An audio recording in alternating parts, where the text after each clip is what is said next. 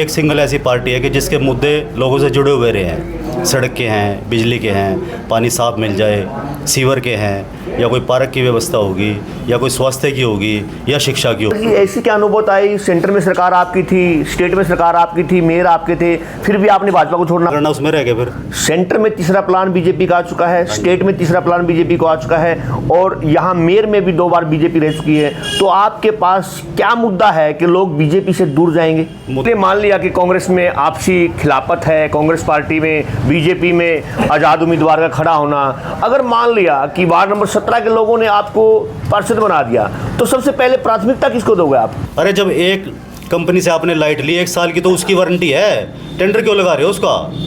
ये लूट है ये सारी। मेयर पद को लेकर आपके प्रीतपाल खेड़ा जी खड़े हैं। हाँ जी, तो उनके बारे में क्या कहना चाहेंगे? मेरे चैनल के माध्यम से अपने वार्ड वासियों को और पानीपत वासियों को क्या कहना चाहेंगे? कार दोस्तों, मुद्दे की आवाज लेकर आए तिलक राज। मैं आपका अपना तिलक आप सभी का हार्दिक स्वागत करता हूं। और दोस्तों, मुद्दा आप सभी जानते हैं कि आने वाली 9 तारीख को हरियाणा में मेयर के इलेक्शन है, नगर पार्षद के इलेक्शन है, नगर परिषद के और नगर पालिका के। आज हम हरियाणा के डिस्ट्रिक्ट पानीपत और पानीपत के वार्ड नंबर 17, वार्ड 26 है पानीपत में, लेकिन वार्ड नंबर 17 में नील कमल यशपाल पवार, जो वार्ड नंबर 17 से आम आदमी पार्टी से जिन्होंने अपना दावा किया है, आइए उन्हीं से बात करते हैं। वीडियो बहुत इंटरेस्टिंग बनने वाली है, मेरे साथ बने रहिएगा। आइए प्लीज। सर नमस्कार। सर नमस्कार सर, मुद्दे की आवाज में आपका हार्दिक स्वागत है। आपका भी बहुत बहुत स्वागत है, बहुत बहुत धन्यवाद। सर, पानीपत में पहली बार आम आदमी पार्टी मेयर के इलेक्शन में पहली बार आई है, तो आपका वार्ड नंबर 17 है। हाँ जी। तो आपको क्या लग रहा है, वार्ड नंबर 17 में आप डोर टू डोर कर चुके हैं? हाँ जी, लगभग अपने 2 बार कर दिया सारा वार्ड। एक तो गली बाकी रह रही है, आजकल में वो भी हो जाएंगी। पब्लिक का भाईचारे का क्या रुझान आ रहा है? बहुत अच्छा उत्साह है जी। मतलब ऐसे लगता है कि जैसे उनके पास जाते हैं ना हम, अगर जी ऐसे ऐसे हमारा झाड़ू का निशान है, आम आदमी पार्टी उनके माइंड में क्लिक करती है। वो इसलिए क्लिक करती है क्योंकि ये एक सिंगल ऐसी पार्टी है कि जिसके मुद्दे लोगों से जुड़े हुए रहे हैं। सड़क के हैं, बिजली के हैं, पानी साफ मिल जाए, सीवर के हैं, या कोई पार्क की व्यवस्था होगी, या कोई स्वास्थ्य की होगी, या शिक्षा की होगी। ये मुद्दे लोगों के माइंड में क्लिक करते हैं आम आदमी पार्टी का नाम आते ही। पवार साहब, आपका पॉलिटिक्स में आने का क्या रीजन रहा? पॉलिटिक्स में आए थे हम लगभग जो 24 साल हो चुके हैं जी। 2000 में आए थे, लेकिन उस टाइम तो बस ऐसे ही लग गए थे भाई कुछ करना है जी। एक मन में भावना थी भाई जो देश के लिए कुछ करो, कोई अपना ये शहर के लिए कुछ करो जी। काट दो इसको। तो 2008 में फिर विधिवत रूप से हमने भाजपा ज्वाइन की थी। भाई राष्ट्रवादी पार्टी है, अच्छी विचारधारा है इनकी, कैडर बेस्ड पार्टी है, तो उसमें लगे हम। मैं मंडल अध्यक्ष रहा, और भी जो जिले में भी तो मंडल अध्यक्ष किस पार्टी के? भाजपा के जी। भाजपा के। हाँ, 2008 में हमने ज्वाइन करी थी, तो 2012 तक मैं तो 9 में बना था, 12 तक मैं मंडल अध्यक्ष रहा हूँ उसमें। तो 2022 में हमने इससे किनारा कर लिया था। तो यशपाल जी, ऐसी क्या अनुभूत आई? सेंटर में सरकार आपकी थी, स्टेट में सरकार आपकी थी, मेयर आपके थे, फिर भी आपने भाजपा को छोड़ना पड़ा? ऐसा है जी, कोई तो लालच में तो हमने ये कभी राजनीति की नहीं। अगर मैं लालच में अपना तो रहता तो आज भी वहीं पड़े रहते हम।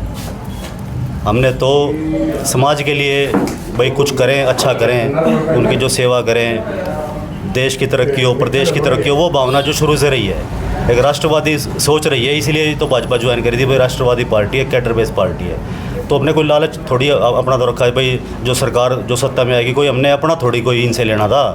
एक ये था भाई चलो जो इनके मुद्दे थे, मगर भाई इन मुद्दों से देश जो तरक्की करेगा, लोगों की जो दिक्कतें हैं वो दूर होएंगी। एक विज़न था पार्टी का, भाई उस पर काम करेंगे। धीरे धीरे धीरे ये जैसे ये सरकार में उससे एक एक करके हटते गए। तो हमने और क्या लेना था इनसे? भाई जिन मुद्दों पे इनसे जुड़े थे उन मुद्दों से ही हट गए, और मुद्दे ऐसे के ऐसे ही पड़े हैं। जो लोगों की जो दिक्कतें थी, जो परेशानी थी, वो आज भी वैसी हैं। तो हमने क्या करना, उसमें रह गए। फिर सेंटर में तीसरा प्लान बीजेपी का आ चुका है, स्टेट में तीसरा प्लान बीजेपी को आ चुका है, और यहाँ मेयर में भी 2 बार बीजेपी रह चुकी है। तो आपके पास क्या मुद्दा है कि लोग बीजेपी से दूर जाएंगे? मुद्दा ये है जी, तो विपक्ष तो रहा नहीं जी। कांग्रेस पार्टी सबसे बड़ी पार्टी थी जी। उनके कर्म है या उनकी करनी है, अपने आप को उन्होंने ख़त्म कर लिया। मैं किसी पार्टी की ये नहीं कहता भाई ये अच्छी है या बुरी है। मैं ये मानता हूँ कि लोकतांत्रिक प्रणाली में विपक्ष का होना जरूरी है। एक पार्टी कोई भी या एक अपना ये सरकार बार बार आएगी, अहंकार आना उनके अंदर स्वाभाविक है। उनके गलत कामों को उठाना, जनता के जो मुद्दे हैं उनको सबके सामने लाना, ये विपक्ष का काम है। उस पर कांग्रेस पार्टी कहीं भी खरी नहीं उतरी। इसलिए उन्होंने अपने आप को ख़त्म कर दिया। तो एक विपक्ष, अच्छा विपक्ष चाहिए जो लोगों के मुद्दों से जुड़ा हुआ हो, इसलिए हमने आम आदमी पार्टी ज्वाइन की है। पिछली बार बीजेपी की तरफ से यहाँ पर मिस्टर छाबड़ा थे। हाँ जी, हाँ जी। तो अब की बार छाबड़ा साहब का टिकट काट कर गर्ग साहब को दिया है, उसका कुछ बेनिफिट एडवांटेज आम आदमी पार्टी को मिलेगा? ये तो लोगों ने मन बना रखा है, उन्होंने देखा भी है, लोगों ने तय करना है। तो क्योंकि लोगों ने 2013 में निगम बना था जी। ये निगम बनने से पहले तो इनके पास जो फंड ही नहीं होता था।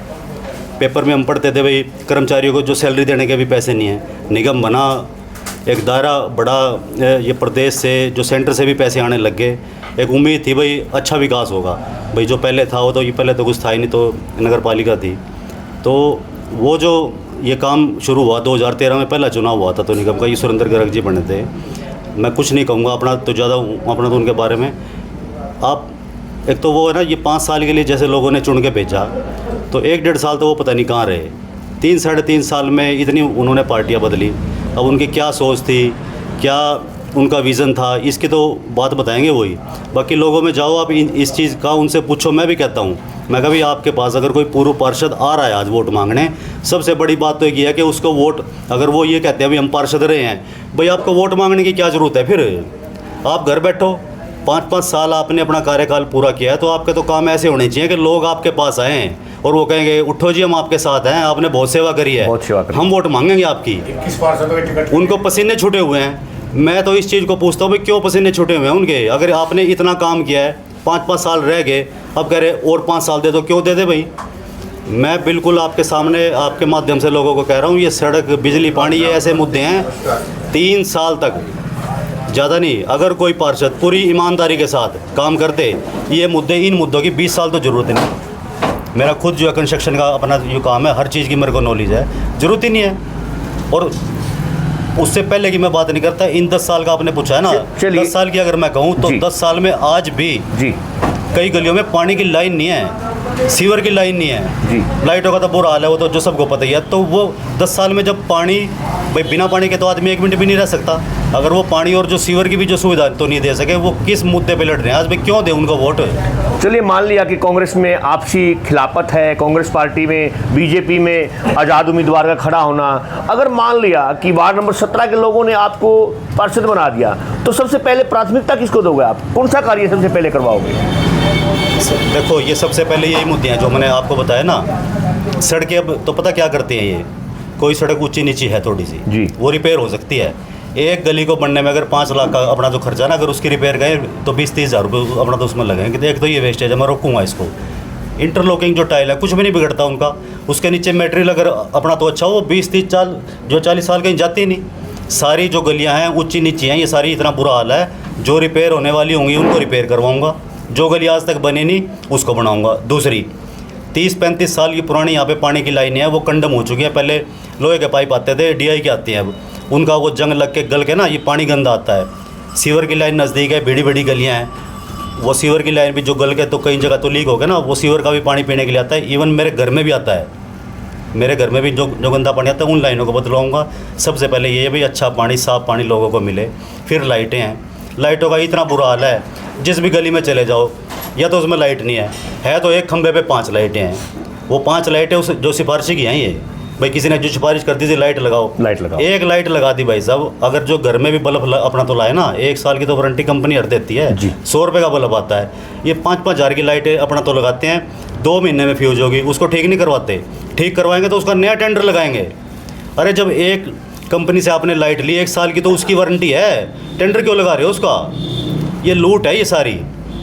मेयर पद को लेकर आपके प्रीतपाल खेड़ा जी खड़े हैं, हाँ जी, तो उनके बारे में क्या कहना चाहेंगे? ईमानदार आदमी हैं जी, समाज सेवी हैं, उद्योगपति हैं, हर लिहाज से ठीक है, पूरे व्यवहारिक आदमी हैं। देखो आम आदमी पार्टी है, इसका मतलब ये है भाई आम आदमी की पार्टी है। 16 कैंडिडेट हमारे खड़े हैं, उसमें कई कैंडिडेट तो ऐसे, कोई डिलीवरी बॉय है, कोई दर्जी है, हमने तो कोई उनका बैकग्राउंड देखा नहीं भाई ये उसके जो फलाने तो नेता के घर से है, ये इतना करोड़ रुपए ले रहा है। सारे जो साधारण आदमी और जीतेंगे। 26 में से कितने उम्मीदवार जीत के आपके पार्षद बनेंगे? ऐसा जो देखो परिवर्तन की लहर तो लोगों में हम देख रहे हैं ना, तो मेरे हिसाब से तो ये सारे जीतने चाहिए। मेरे चैनल के माध्यम से अपने वार्ड वासियों को और पानीपत वासियों को क्या कहना चाहेंगे प्लीज़? आपके चैनल के माध्यम से अपने वार्ड वासियों को तो मैं ये संदेश दूंगा कि आपके पास जो भी वोट मांगने आए ना, एक बार उसका बैकग्राउंड चेक करो।